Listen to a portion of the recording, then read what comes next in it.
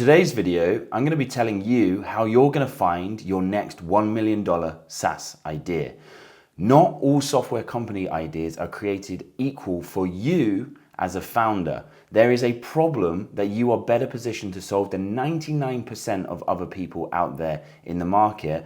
And if we just get you to fall in love with solving the right problem that understands your zone of genius, the specific problem you were put here to solve, you will make launching, scaling, and finding success with a software company, a startup, a SaaS product so much easier on yourself. This is a really hard thing to do, and we want to make sure it's easy as possible. Why should you trust me on this? Why should you listen to me? For the last 3 years, I've been running Minimal Viable Launch. We have helped hundreds of first-time non-technical founders find their perfect idea, launch their software product to solve the right problem that they were put here to solve, and help them scale towards success. If I'm going to do this for you, I need to tell you 3 things. I need to tell you a step-by-step process that you're going to use to find the idea that is going to be easier for you to find success with. It's going to find you the idea that you have an unfair advantage with. Then I'm going to show you a process that we run all of our founders through, which is how they validate if this is a problem worth solving. Is this a problem that is worth starting a company for? That company is going to be big enough to be successful. The problem is validated and worthwhile for you to invest your time, effort, and money into solving. And then I'm going to talk to you a little bit about why it's important as a founder that you fall in love with the problem that you are solving and what that's going to enable you to do, how it's going to enable you to move faster and outcompete your competition. Okay, let's dive in. So let's talk a little bit here about how you find your perfect idea. And the key thing I want to tell you is that an idea that works for your competition, an idea that's working in the market already, may be an idea that doesn't work for you. You can't just copy good ideas. You have to look at certain aspects that you possess as a founder to find the ideas that will work for you, because there is something called your zone of genius. Your zone of genius is made up of 4 aspects, which we're going to look at shortly. But your zone of genius is a place that if we can find an idea that overlaps with all parts of your zone of genius, you will find it easier to launch. You will get your first customers sooner, faster. You will have the resources in your possession to get this launched and find success with it. So what is your zone of genius? It is these 4 things here. It is your skills and your interests, your background story and your experiences, your current resources, your connections, and your network. So why is this important? We need to look at your skills and interests, because if we can find a problem to solve where you already have built the skills to solve it, you have a deep understanding of the problem and a deep skill in solving it, or you are endlessly curious about this problem, you have a deep interest in this problem space, so as you work for 16 hours a day to get this thing off of the ground, it doesn't feel draining for you. It puts you into a high state of energy. You feel excited and curious about this problem. You are building an incredibly powerful, unfair advantage into your startup. When everyone else in your space who just kind of is interested in this or is just doing it for the money gets bored, tired, and burnt out, you will still be there putting in the hard work, putting in the hard yards to solve the problem. And in software, really, it is a space where winner takes all. So we want you to, compete in an arena that you can work your hardest in without feeling burnt out. Your background story and your experiences are incredibly important here, because if we look at your career, your education, the things that you've done in your life story, there are moments in time which give you deep insights into an industry, a problem, or a process that other people just don't possess. If you had spent your early youth working in restaurants at all different levels and many different restaurants, you would have seen the problems that happen in those nights when you're serving meals to people. You would see where things break down, where systems could be used in order to improve that process. But I've never worked in a restaurant. And in fact, I was asked to design a restaurant app as one of the first apps I was tasked with designing in my first job as a user experience designer, and I wasn't allowed to do user research. And I had to design a restaurant booking system just from what I thought a restaurant booking system should be, with no context on the problem. And it was an unmitigated disaster because I was trying to solve a problem I had no experience with. So we must look at your background story and experiences, because this gives you an unfair advantage and deep expertise, which you will otherwise have to spend a lot of time and effort and probably money in learning about the process, learning about the industry, learning the nuances that will let you make the innovations that make you wildly successful. We have to look at your connections and your network, okay? Your connections and your network, your closest network, is going to be where your first sales come from with this idea. If you have spent a long time in an industry that you are trying to solve a problem in, you likely have connections, ex-colleagues, friends who exist in that world who encounter the problem that you want to solve, and they're going to make your first sales easier. You can talk to them about the problem, validate it, do the research, make your first sales. But if you don't have those connections, if you don't have that network that exists in that world, you have to build it. And it is possible to build from scratch. It just means it takes longer before you get to the point of making sales, which means cash flow and income into the business takes longer to get as well. And I think if this is your first swing at the bat of launching a software business, it's better to play in markets where you already have strong connections. And we need to look at your resources, okay? There are some ideas for software businesses that, it's a deep tech product. It's going to take years and years of development before it's ready. That means, again, you're going to be burning cash. Cash flow is going to be limited to none. You're going to be relying on your ability to raise investment to keep the lights on in the business. And again, if you are currently in a space where resources are tight, you're looking to start a business because you want to up the level of income that you've got and have more cash flow coming into your bank accounts, starting a really difficult deep tech startup where you don't have a track record in running software companies is going to be difficult, because it's going to be hard to raise investment because it's incredibly risky. So there are ideas that you're going to come up with that you're actually better suited to launching based on these points. And so here is the process that I want you to start going on. We call it here at Minimal Viable Launch problem scouting. This is where you are in the kind of wait and see mode of being a founder. You've made the decision that you want to start a product business. You want to launch a software startup. And now you are in problem scouting mode. You are using your eyes and ears to be on the lookout as much as you can for problems that people encounter. And you're looking for the problems people encounter that repeat, that you see more than one person encountering. And you might see this with your colleagues using spreadsheets to solve a really hard business logic problem, and you think, this takes a lot of time and effort for them to maintain this spreadsheet. Why isn't there a piece of software for this? It might be the things that people want to do in their lives, but they just find really difficult. And again, you hear this story of frustration and pain.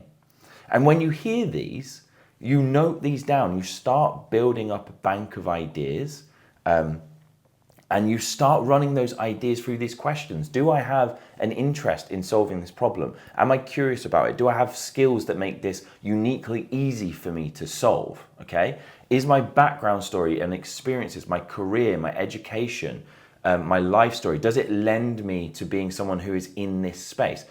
Do I have connections or a network in this space? And do I have the resources to get an idea like this launched? And if you're a first-time founder, the resources question might be hard to answer. You can reach out, like leave a comment on here. I can give you a general indication of ranges of what it might cost to launch an idea that you're thinking about. That is hard, but if you speak to someone who is technical and you have a very detailed description of what you want to build and why, you can start to answer that resources question, okay? But let me give you a story. This is why, or an example, this is why this is important. If I said to you, I'm going to launch a neurosurgery robotics company. It's my first ever software company. And this is where I'm going to target my focus and spend my time and my effort.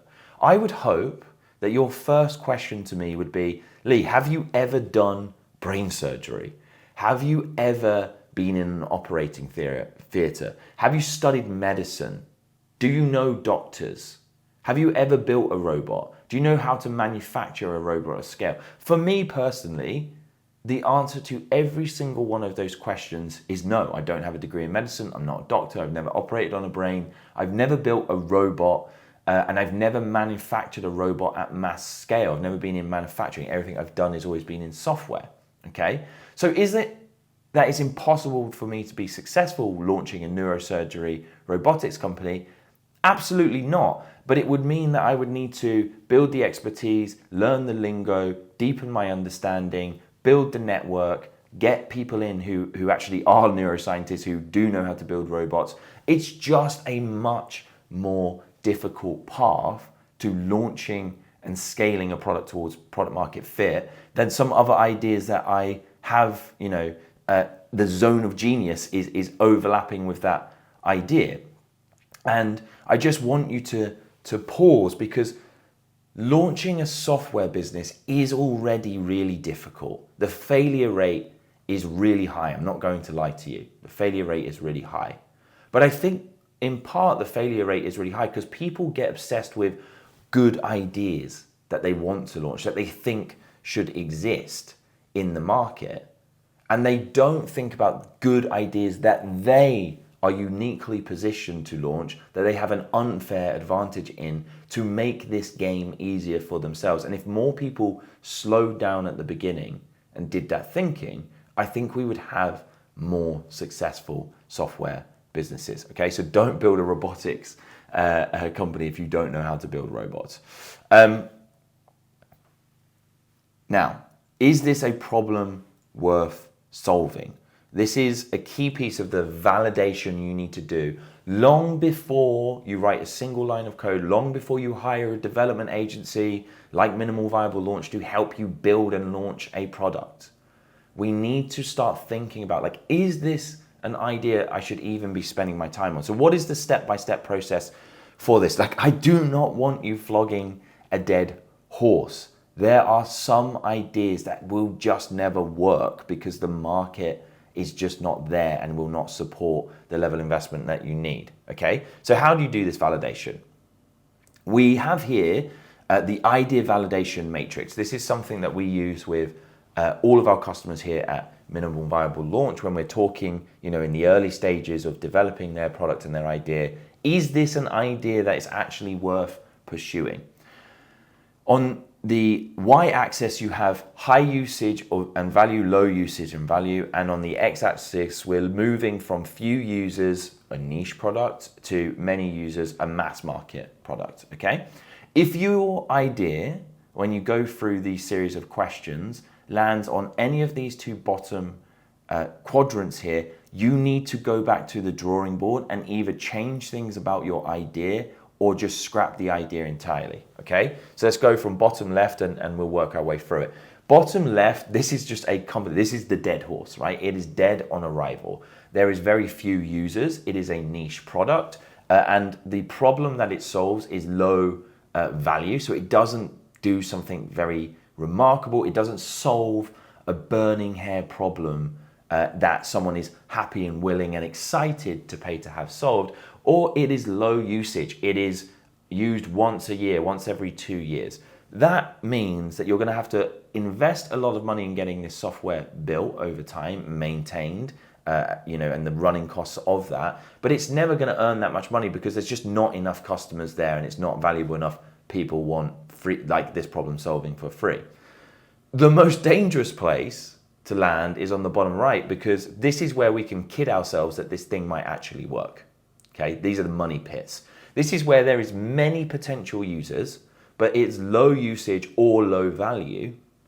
And this is where you start to see products that have freemium versions of them, and they're forever trying to be really scrappy to say, hey, come in here for free because we know you're not really interested in paying to have this problem solved up front, and then we'll try and upsell you or over time, minimize the number of features you get in the freemium version. And what they find is that they could just never get those customers off of that freemium version because the problem's not high enough value.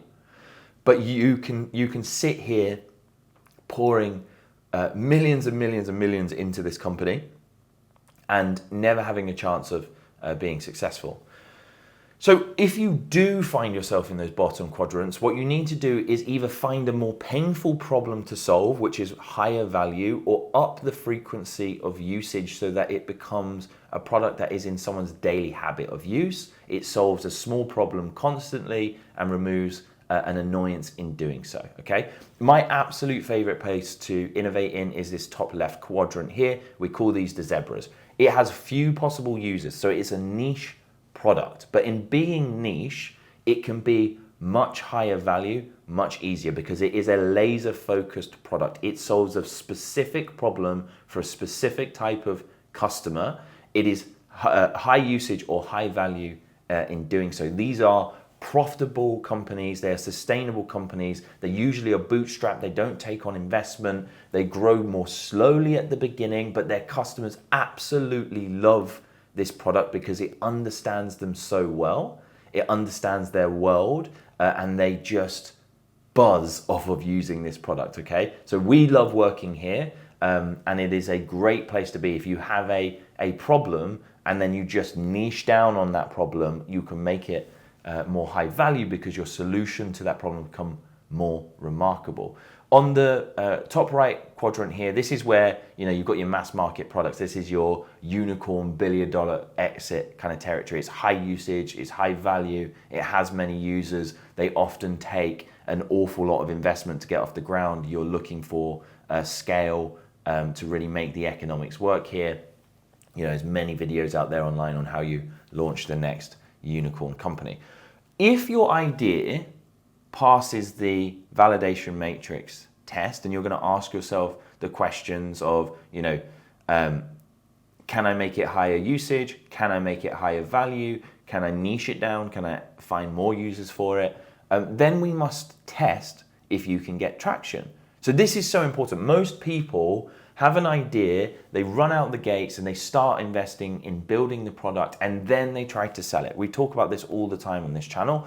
Instead, you are going to use the 7-figure launch sequence that we've done many videos on. This is the launch sequence that Daniel Priestley has now used to launch over 7 businesses that all do over 7 figures a year. I think it might even be 8 figures now with his success with ScoreApp. This is the way that he launches products. This is the way that we launch products with our customers here at Minimal Viable Launch.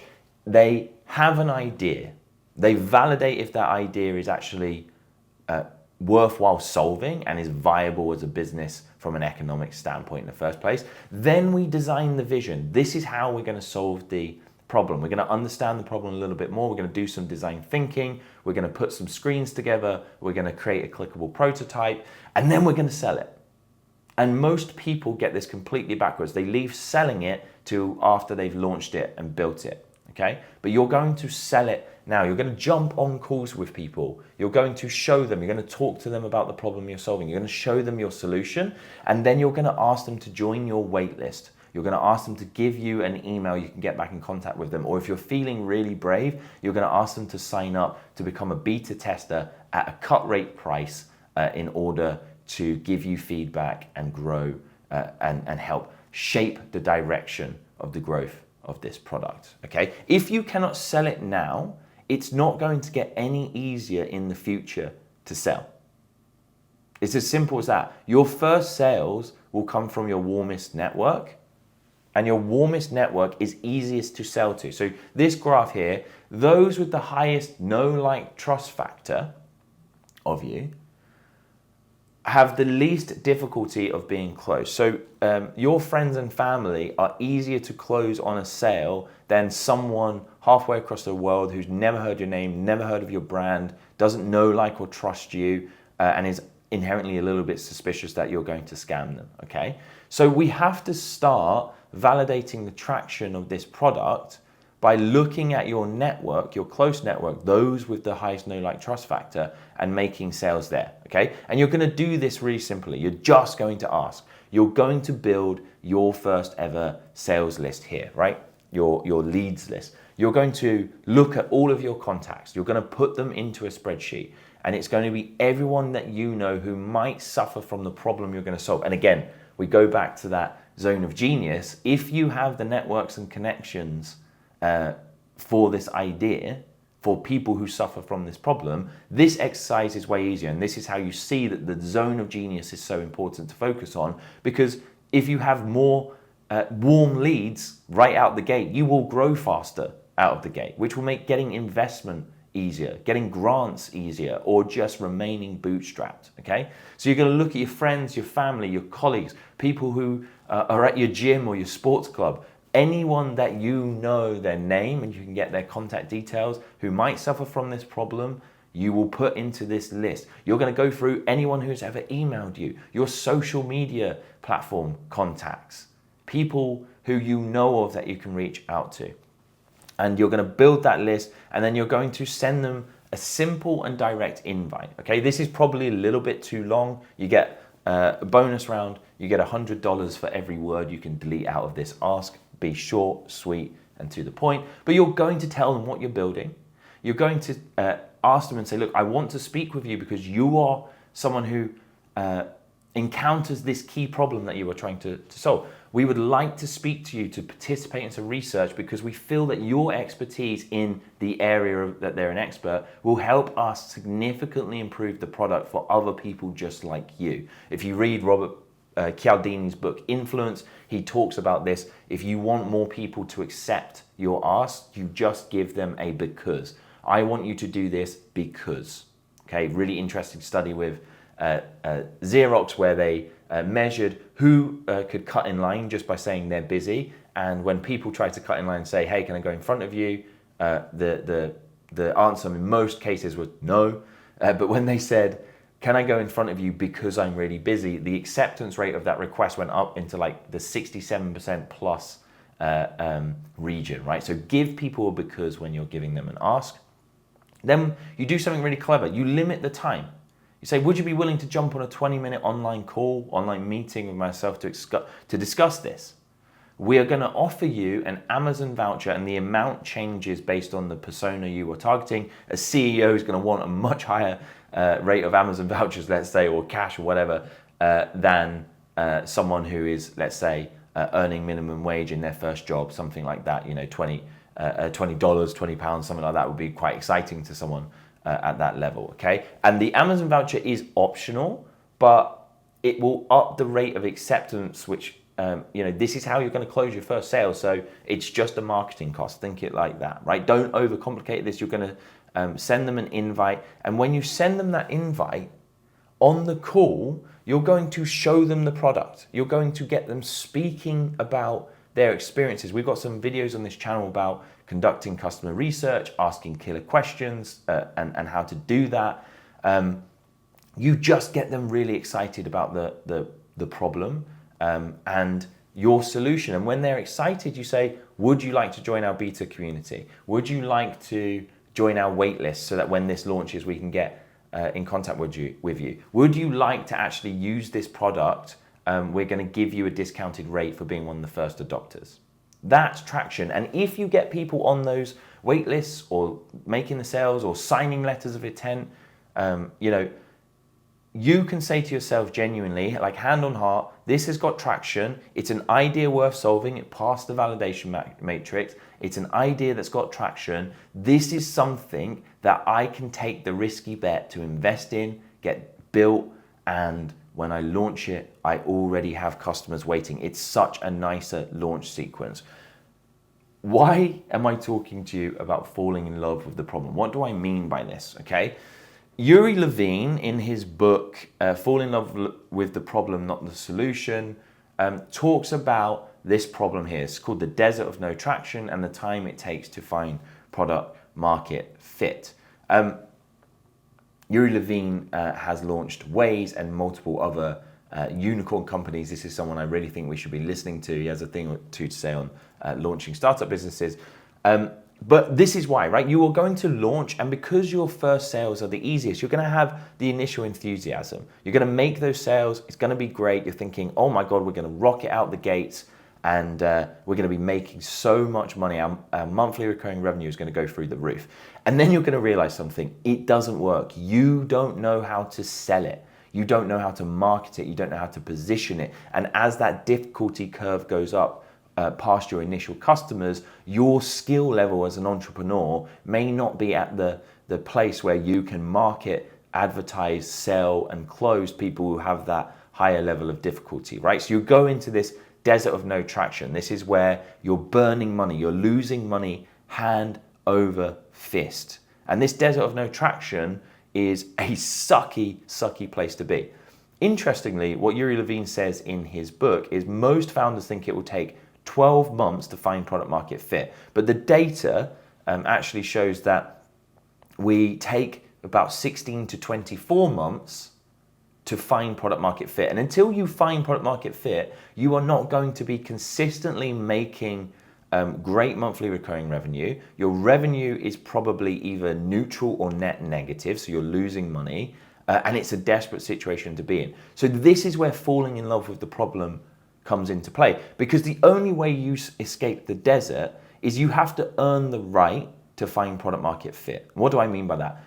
Fundamentally, product market fit is you understanding the problem that your customers are suffering from on such a deep level you can articulate it better than they can. You know how to speak to the symptoms of that problem, so those people who are problem unaware, which is the vast majority of the market, encounter your adverts, encounter your landing page, encounter your YouTube videos or your LinkedIn posts and go, oh my God, I suffer from that. I need this product, okay? You have to earn the right by understanding the problem. So if you commit to falling in love with the problem and deepening your understanding, going further, doing more research, doing more thinking about how to solve this problem in more and more incredible ways, you'll start to get out of the desert of no traction and you'll enter the valley here, the valley of maybes, right? This is where you might find a key piece of information about your customer base that makes you go, huh, that is interesting. I wonder if we launched this feature, would that solve an incredible problem that people would be really excited about? I wonder if we launched this marketing campaign, would that get us enough interest to scale further? And eventually, these things will kind of work, kind of not work, and you just got to keep putting in the work, understanding the problem more, getting to know your customers better, getting to know the market better, right? And eventually, you will hit that inflection point of finding product market fit, and that's where your company will rocket up and you will scale, and you will have a different problem entirely, which is the scale can start to break the company, which is a fun place to be, okay? But this is the game of entrepreneurship. It is about problems. It's about understanding a problem so well that you can know the current state that your customers exist in and know the desired outcome that they want to get to, and understand every single object that they encounter on the way to getting that desired outcome.